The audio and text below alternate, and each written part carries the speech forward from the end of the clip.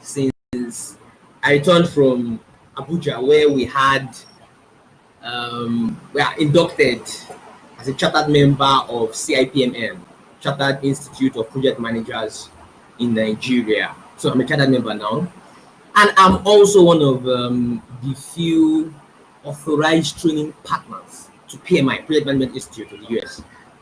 So let's talk productivity, let's talk project management, let's talk continuous improvement.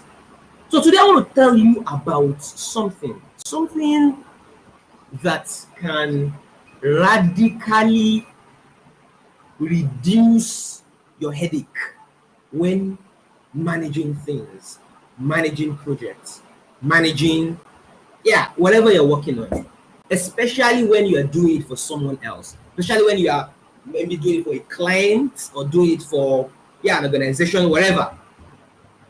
You have lots of stakeholders.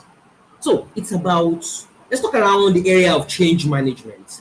Change management, yes. Let me give you a scenario. Please note, what I want to tell you here is so important. You're working on a project. Stakeholders here and there are different people. Let's say a wedding ceremony, for example, now, and then you're supposed to manage a wedding ceremony for someone, for a family, and then A tells you, I want this. B tells you, I want something else. Or let's say they've all agreed on this is what they want to do. And then somewhere along the line before the event, some people are coming up to say, okay, what you said you should do, change it to this. What you said you should do, somebody else says what I said you should do, then change it to this. If you don't have some form of structure for which you would manage change on the project, you are signing up for a lot of misery and confusion. Yes. On a project, proper project management practices. There should be a change control process. Let's leave the big grammar. Yeah, the grammar is change control process. But the meaning of that grammar essentially means that if something that has been previously agreed to, it's called baselining, whatever has been baselined, if it has to change, it has to go through some clear-cut flow of approval, some clear-cut flow of authorization.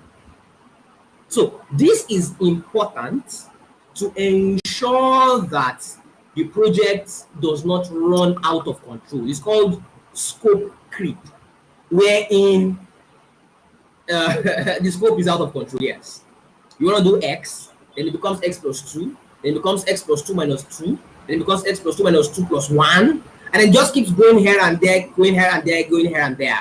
So the idea is, when you want to manage scope for your project, you're expected to have, once you have defined, okay, this is what I'm supposed to do on this project, whatever has to change has to go through some established authorization procedure.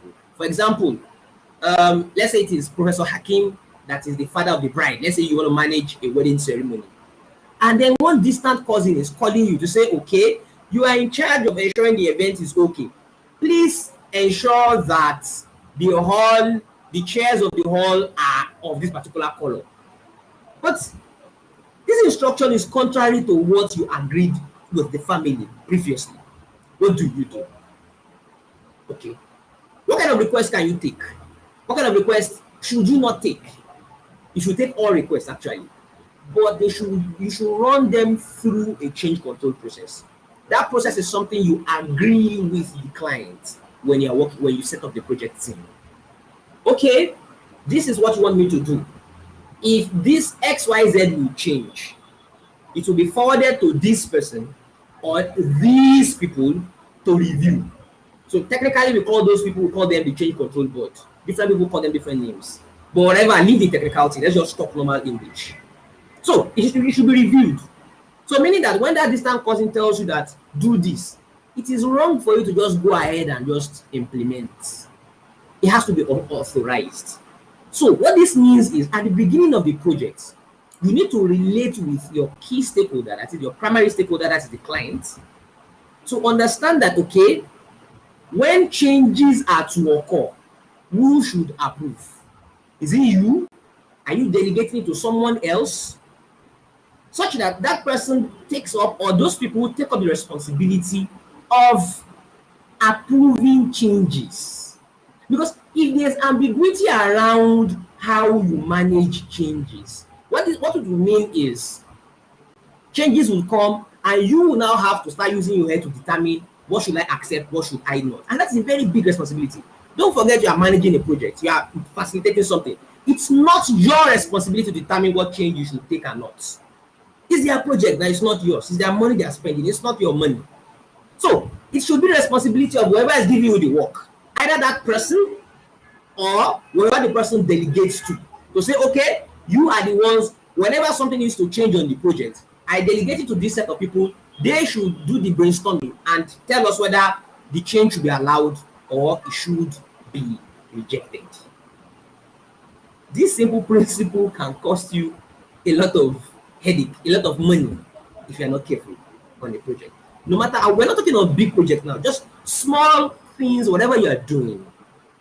We want to be more organized, don't forget. We want to facilitate things a lot more. We want to be more structured in the way we do our things. Part of being more structured in the way we handle things is that it's one thing to define what you want to do.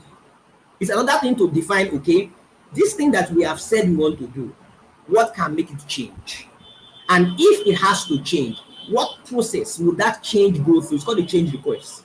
What process will that change request go through? Because if there's no process that the change request will go through, then it means there'll be ambiguity around which change request should be accepted, which one should be rejected. Beautiful. Now, there's one more thing I want to mention. We can stay here and say a lot of big grammar around change requests, change control board, and all of that. There's one more thing. You know, we will say, you know. So, you know, sometimes, let's be realistic now. Sometimes, change management, change control board will bring in a lot of bureaucracy into the project. They bring structures, they make you more organized, yes. But it could bring some bureaucratic impacts sometimes. That might not be desirable. Such that something needs to change, and then the process need to go through is too much. Maybe a particular committee wants to sit down, they want to brainstorm, what's this change? Okay, what's the impact of the change? Does it affect costing? Does it affect the duration of the project? Does it affect? So, you know, when you want to manage change, there are lots of things you want to put into consideration. You want to look at it. Okay, what is the implication? What will change? Okay, because you want to add one extra room to this thing. How much extra will it cost us? How much time will it add to the schedule of the project? Blah, blah, blah, blah, blah, blah. All this analysis, all of these things, they are super important, yes. But then, there are certain times in which something is so mega urgent and might not be able to wait for the whole change control process. That now opens the door to something else. Meaning that for you to have good rest of mind in terms of managing change or whatever you are facilitating, you should have two different change control processes. You have the normal change control process, and then you have what I call the 911 change control process, the emergency change control process, wherein the steps that you normally go, your change control process will go through on a normal day, you want to cut it short. So you want to accommodate some emergency. There are times in which things need to change at short notice. You can't wait till the next day. You can't wait till the next meeting. You can't wait for the committee to meet, to sit and deliberate.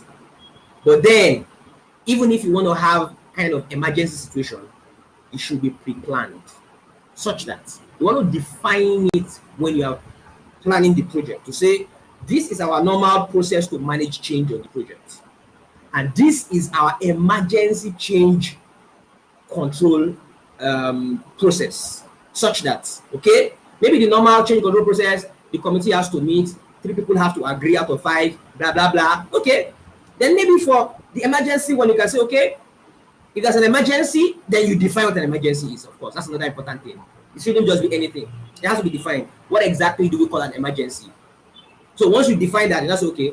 Once the emergency comes on board, as long as this one person agrees to it, then maybe you can go ahead. So yeah, I'm out of time. Summarily, number 1, change control process is very important. You cannot, things would always change because we are not God. There will probably never be any time in which you'll be able to pre-plan and you'll be so accurate with your plan such that nothing will change. In a lie, it doesn't happen that way in the real world. So you should be open to being flexible in reacting to circumstances that are cropping up. Remember, you want to be structured. You want to be more organized. So now you're flexible. You're able to adapt your plan to circumstances on ground. Does that now mean that you can just take up anything? Does that now mean that you can just change in any way, in any direction? No. Your changing has to be structured. There needs to be a flow. There needs to be a predetermined plan on how changes would be managed, how they will be raised, how they will be analyzed, and then of course, the outcome of the analysis, maybe the change will be accepted or to be rejected. There should be a process. Okay, a committee of 4 people, they will sit, they will deliberate. Okay, what do they deliberate? What are the factors they want to consider? Okay, what is the impact of this change? Okay, if you allow this change, how does it affect the costs? How does it affect the schedule of the project? How does it affect this? How does it affect that? We'll consider all of these things. That's a normal thing. You should now, the point here is, you should now have another kind of change control processes. That is like the 911 version, the emergency version. But of course, define what you mean by emergency. Define what you mean by emergency. And then when such a thing comes up, how much of the normal change control process do you want to cut off to be able to make sure you meet the emergency? Yeah, that's one of the very important lessons I think I took out of my journey to Abuja. Yes. Shout out to Mr. Henry, the registrar for CIPMN. I learned so much from him and many people. I'll be sharing lots of thoughts. I learned so much, despite being an ATP myself, despite being a PMP myself. You're always open to learning new things and yeah, sharing ideas. Met lots of amazing people. Yeah, you're amazing too. So thank you very much. Done for today. See you later. Have a nice day.